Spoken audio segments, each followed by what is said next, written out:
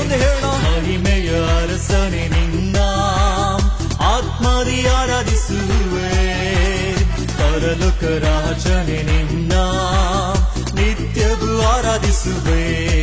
ಯೇಸುವೇ ಸ್ತುತಿಸುವೆನು, ರಾಜನೇ ಆರಾಧಿಸುವೆನು.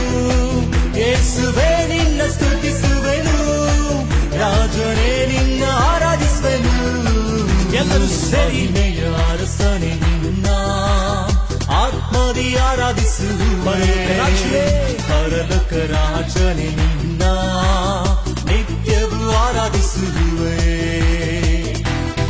ಆತನು ಕೃಪೆಯಲ್ಲಿ ಐಶ್ವರ್ಯವಂತನು, ಸರ್ವವನ್ನು ಆಳ್ವಿಕೆ ಮಾಡುವ ಕರ್ತನು, ನಮ್ಮ ರಕ್ಷಿಸಲು ಪಾಪದಿಂದ ಬಿಡಿಸಲು ಈ ಲೋಕಕ್ಕೆ ಬಂದಾತನು.